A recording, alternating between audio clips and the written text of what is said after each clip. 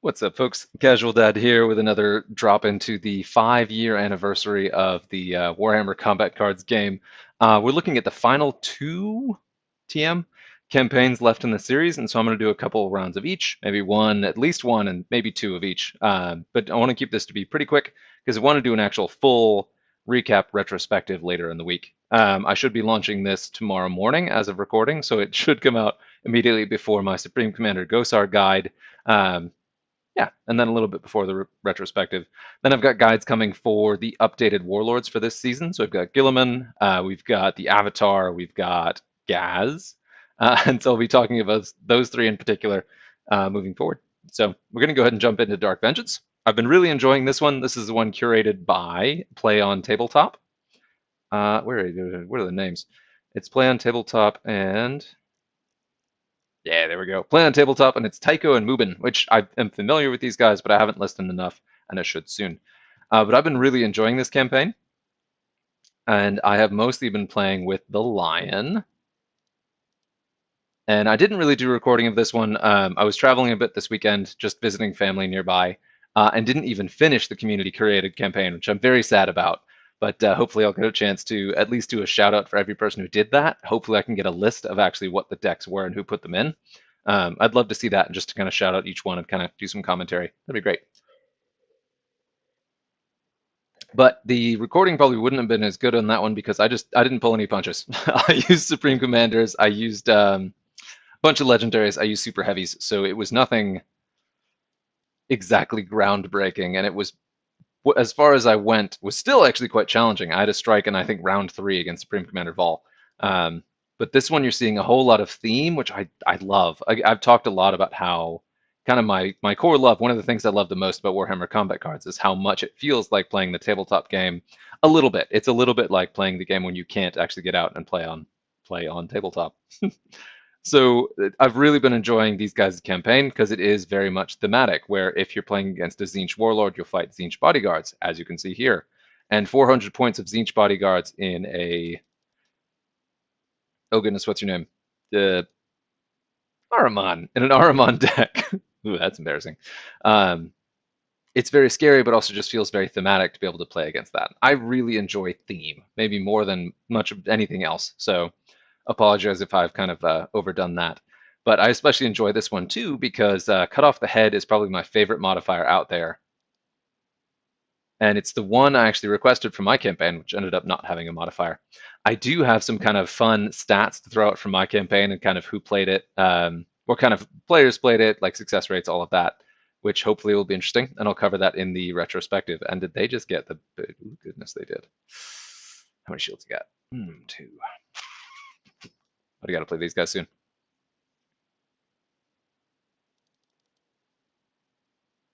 Rar, got it. Nice. And the Lion, of course, having the ability where if your cards are above 50% health, they attack. Ooh, that's bad. They attack first. And the first time each turn that someone does damage or would deal damage to the Lion himself on when you're defending, one of your bodyguards at random does a melee attack against that card before it actually attacks. So it's a cool rule. It's a little bit like the mask, but a little bit more specific, and has that double mask on the end with the actual bodyguard protection for the Lion himself. Man, I'm going to go ahead and do 2 of those because that one went really fast, and then I'm going to do a PvP one that's going to go very slow. But there's a reason for both of those, and I'll talk about them here. One of the big reasons is I am really, really enjoying Cranon the Relentless, the free legendary who's with this specific campaign. So I'm 100% going to finish this and finish the reward track because he's been amazing. It is a little bit funny going up against Glogothrox in a Cut Off the Head because you just keep building your attack values so much. I'm going to gamble here. Nope.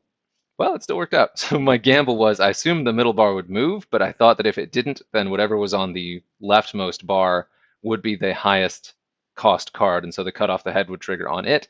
I was correct and not correct, where it still ended up being... I won't quite kill, that's okay.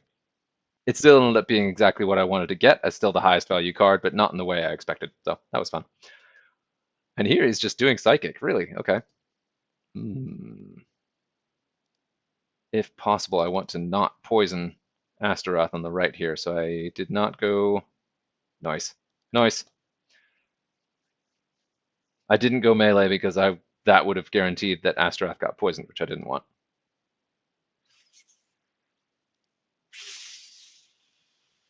Okay. And I mean, I'm just playing this one safe. I should comfortably have this. Especially, well, except poor Bjorn keeps getting his attack values crunched. Here I go, talking up how Gloggothrox isn't great against cut off the head, and then his ability is very much being felt here. Yeah. Yeah, so just to kind of talk about that for those who are not aware, Gloggothrox the Foul, whenever one of his cards is destroyed, the card that killed it gets a negative 20% to its attack values.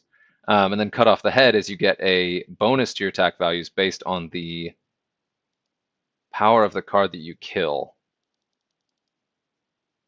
So there, they got a big buff to attack values because they killed a very powerful card.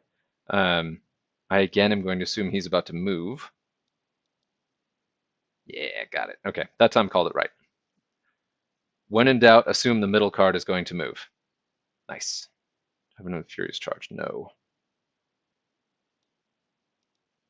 But see, Astrath has been routinely getting the benefit from the cut off the head as the most powerful card. He's when you kill the most powerful card on your opposing side, all of your deployed cards get the percent buff to their attacks. So having a card that's just alive a long time is really powerful because that means that it will stack up a bunch of those bonuses. But if it's also getting a lot of kills in the process, as Astaroth has been, he also loses attack value too. I still gained a bunch there though because that card was so beefy. So usually in Cut Off the Head, if you have some powerful cards that stick around a long time, they end up phenomenally scary. But in this case, this Astaroth has been alive the entire game, has it piddly a paltry 200 melee damage. I shouldn't joke. That's still a very impressive melee damage, but it's nothing compared to what he can get.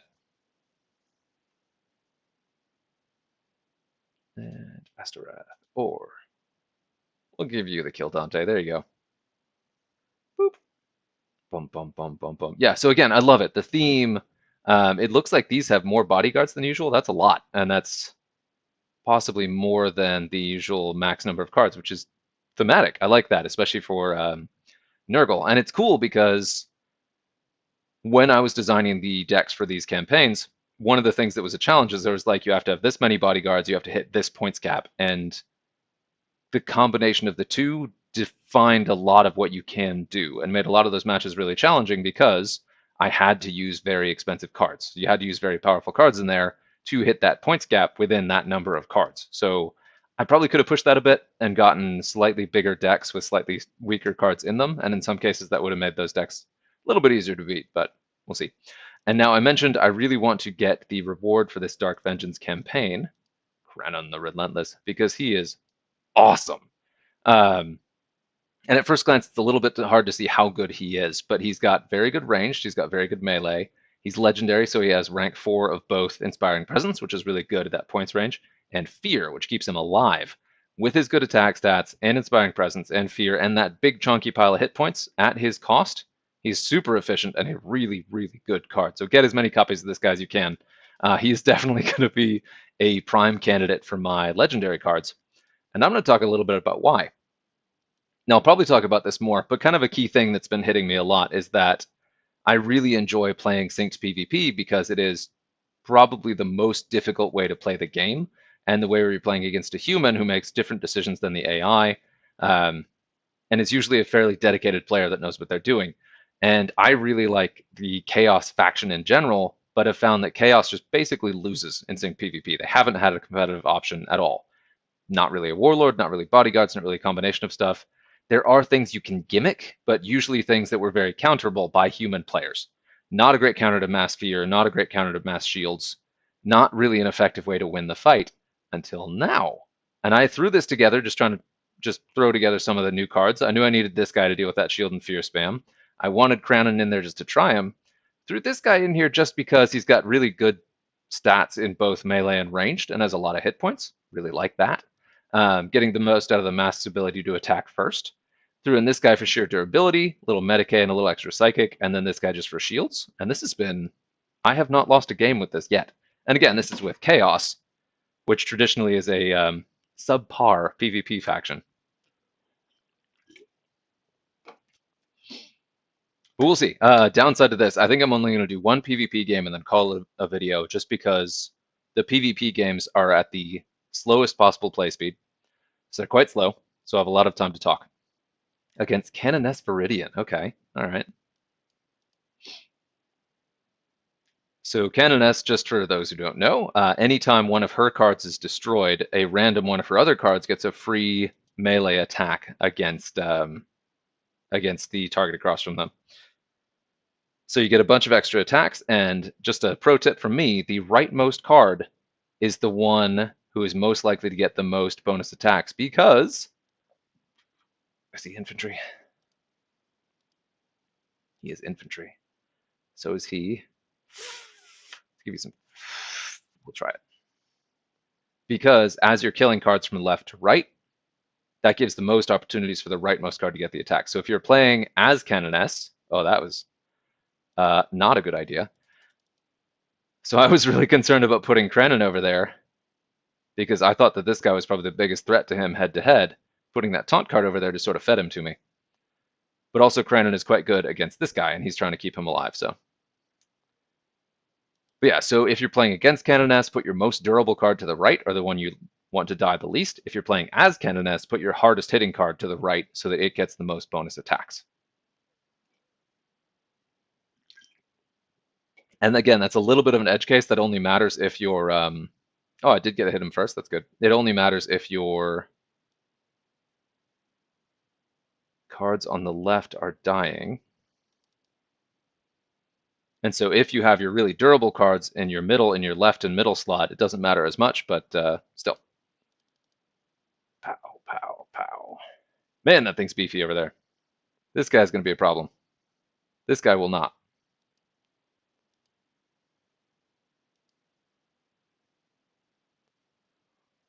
Whoa, I attacked first.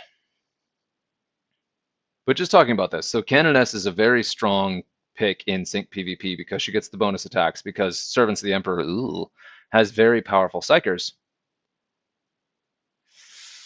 Do I do it? Yeah, I think I do.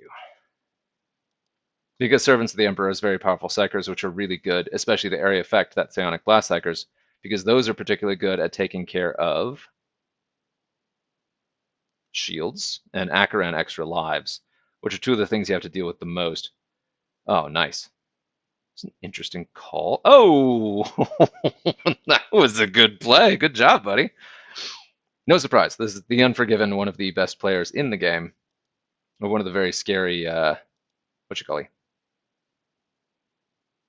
Not factions. What am I looking for? I think he's got me. I think he's got my first loss in PvP with this deck. TU, I'm saying TU on the player name up there is for the Unforgiven, which is one of the outright best, most competitive clans in the game. Let's give you that melee debuff and see what happens. I'm pretty sure that the mask is about to die. Only has that level 2 fear.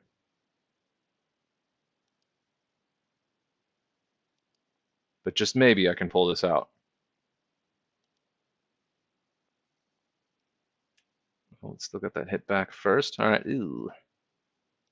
This is melee at 139. Plus he's got the bonus. We're going to see if I have any chance at all. It's going to be not to take the full hit from this guy.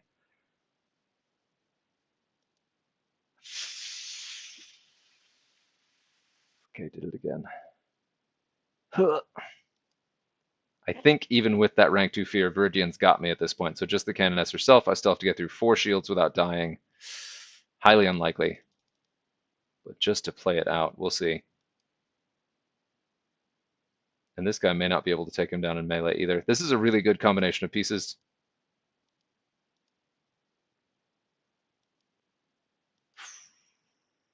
Yeah, okay. Honorable Joust. All right, Mask, let's hit as hard as you can and see if it's enough to punch through the shields, but we know it's not. And then if I'm unlucky, no, okay. Oh, not bad. Okay, so we got a loss. That was an instructive game. If I look back on this, I can probably see some of the things I could have played better. But that was well played. Very impressive. I don't really care about Trazen, but I do care about the... I just really enjoy playing synced PvP, for one. It's been very difficult to keep up with all the campaigns this weekend because we had so many timed campaigns to just get through in that time. And I was, again, visiting family. I want these these rewards. So I need to get enough wins to get these, even if I don't get enough for Trazen. We'll try that again.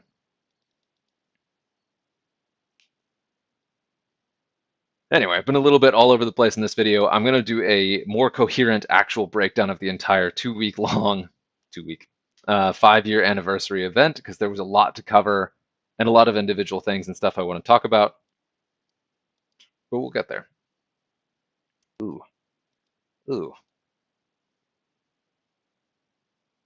It's not a great match. One thing this deck has really used is target acquired. Isn't that the last game, if I'd taken out that regen guy, Iron Hand Strachan, I would have had a much better chance, but I needed a way to single him out.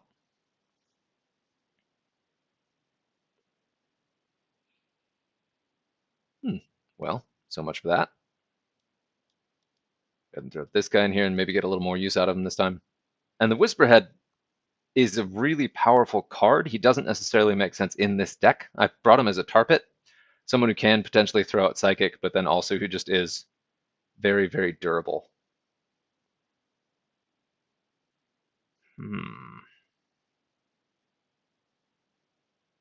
And now here, this is tricky because the one thing I really don't want to do is I don't want to kill these guys because they're under 9 points, or under 10 points. And any card you kill in this guy's Zodgrod, every time I kill a 10 or less point bodyguard, it gives every card in the deck a buff to their attack stats. That adds up real quick. So, okay, no choices there.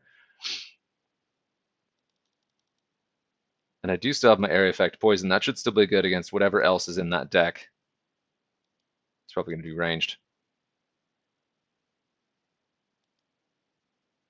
He is trying to lose these cards, so I don't know if he's going to do ranged or melee. It depends on what else he has in here. Probably the other cards in that deck are going to be high-powered barrage shooting cards and or shields. Those are kind of the power pieces that give you the most out of a Zodgrod deck. Went with ranged, all right. And look at this thing, already sitting on 233 hit points, and then regenning up more every turn. Again, tar pit. And a nice anti-psyker who has a very good psychic attack himself, especially with that inspiring presence. So I do have quite a bit of psychic in this deck, but it's not really the key damage dealer. And here we'll take out one of each of those, which is a great big bummer. Oh, so many. And so now every card in there is looking at what, a 40%? 15%. No, it hasn't triggered yet. 2 of them died.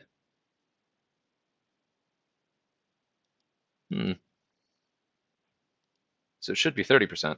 Yeah, okay, that one's 30%. I guess just still hadn't, the animation still hasn't triggered yet. So when the big thing drops, it's going to be real scary. So I'm very glad I've got this massive melee attack buff charged up. And I'm going to keep that. This is going to be a very slow deck, and hopefully it's not too frustrating to watch or frustrating for me. And he can clearly see this building up too. And I've got 4 cards in the deck, probably something with scary melee, so...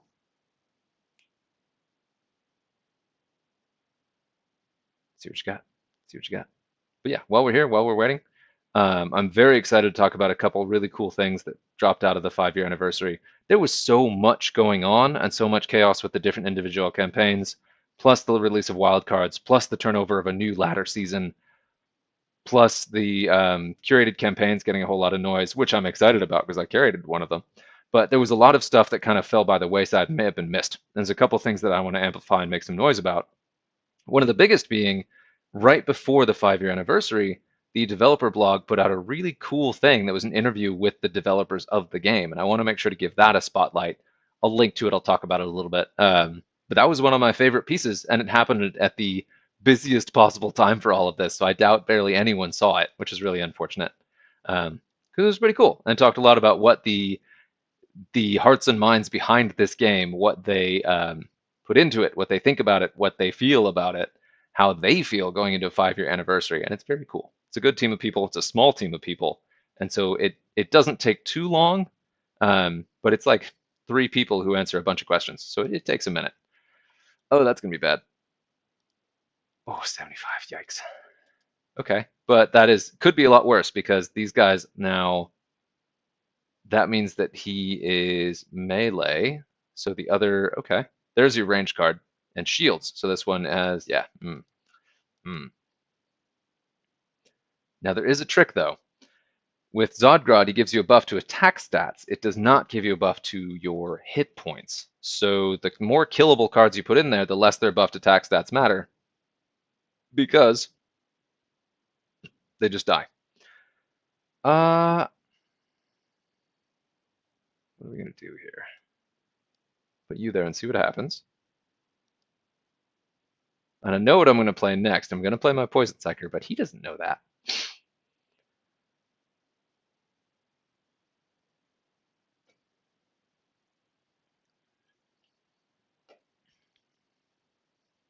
Yeah, okay. So this, it's not the worst play, but it's not a great play either. And I don't mean play. It's not the best, it's not the worst deck, because you got a bunch of shields in there, a bunch of durability. Those guys hit really hard. But the biggest thing is they are very squishy.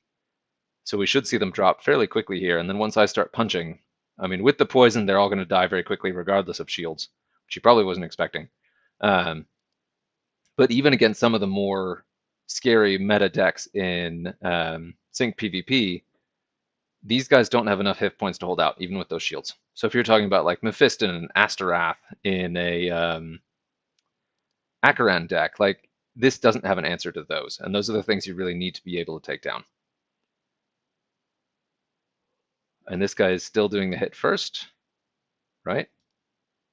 Yes, still has the strike first. So, ooh man, this guy's shields are down already, and so are his. Ooh boy. So no matter what he does, I think this guy's going to kill him. And then Zodgrod himself will be on the board, and I still have 2 cards in the deck. So this is a fairly easy win. Unless he's somehow able to do a bunch of damage that I'm unaware of without losing these cards. And the mask is particularly scary in that, yeah, melee was probably the wrong choice there. If he'd done ranged, I think this guy would not have killed his key guy outright if he had done melee. Or if he'd done range, excuse me. And I've got a max charge 300% to melee damage. Already doing 85. Should be plenty to take out even the attack buff boosted Zodgrod. Zodgrod's a really cool warlord, and I find really interesting, but you walk that razor's edge of filling your deck with cards that you want to lose, having a warlord you absolutely don't want to play, and then having cards that can both benefit from his trait, but also not just die. And those cards all had fairly low hit points for max level games. So it was a good deck. It was an interesting try, especially in with this modifier being, what is it, boarding actions? Yeah, boarding actions. Boarding actions giving you fewer bodyguards, lower deck points, and less scary bodyguards. It does give Zodgrod a really, really tough run for it, but I would definitely try to put the Psyker in there at least. If he had had the Weird Boy in there doing his blasty attacks, that would have been a very different game. Anyway, that was it. I wanted to keep it fairly short, so we will call it there. You know what? We'll do one more of the Assault on Blackreach campaign. It's not the Assault on Blackreach. I'm getting it wrong.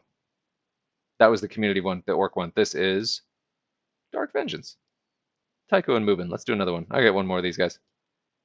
Again, the Lion. Love this deck. Again, it is cut off the head, so you'll note that I have at least 2 target acquired in there. I think I have 3 target acquired in there to make sure I'm hitting the things I want to hit,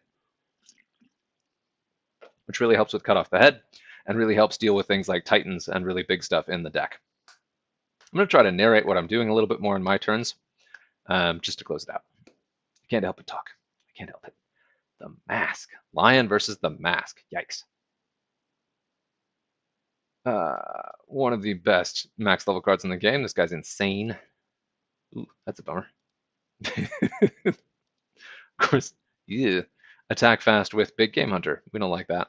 I'm going to go ahead and go on a limb here and say he is probably going to be the most expensive card dropped in the first turn, considering how many cards are in that deck. So we're going to go ahead and gamble here. Even better. He's the most expensive card to play on the top.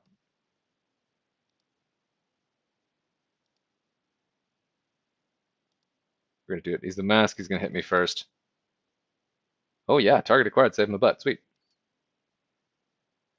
So I really don't want this guy to swing at Dante, or didn't. He's dead now. I'm again going to bet that the most expensive card ends up here on the left or in the middle. So we're going to do that. This guy's going to move. Nope, there it goes. Ooh. Ooh. Ooh. Okay, cool. God, those new models are so cool. Yeah, we're going to ready. So I'm readying because I don't have enough to get lethal on any of those. I want to minimize the number of times they hit me. Nice. And that certainly did that. And then I've got my Deathblow in here early because he's the one I really want to benefit from the...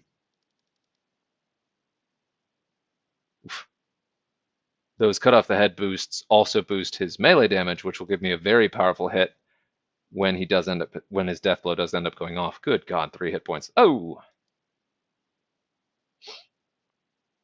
There we go. Woof. That was a big reversal. We'll turn it back around. Oh, fabulous. We'll go ahead and throw the lion in here early because this is the mask, who's not a scary warlord, so I don't have to worry about anything really terrible happening at the end there. And they're going to attack first, but they don't have any melee. Womp womp. Ooh, taunt. Ooh, Noise Marine. There's a lot of Noise Marines, guys. And there, hang on. So before we get to that, what we just saw, why we saw Astaroth attack that guy first and ignore taunt, that was wild. I actually didn't know it ignored taunt, but this guy's precision shot was going to trigger barrage, which was going to hit the lion, and so that was an attack against the lion. So Astaroth was the random bodyguard who did a melee attack before the ranged attack landed. Yeah, we'll do that. That's good. A lot of shields going down, lion. A lot of psychic. What are you doing, buddy? Bam, bam, bam. Still going psychic.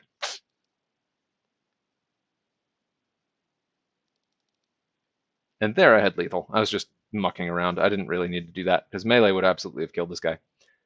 It would have just hit the lion first. And there we have it. We fought through the Noise Marine. So this is one of the things I'm enjoying about this. This is not just thematic, but it's also really... That was a bunch of Chaos Marines from a bunch of different warbands with a mixture of like possessed, which it made sense with the mask for the rule, but overall it was just kind of a collective Chaos warband.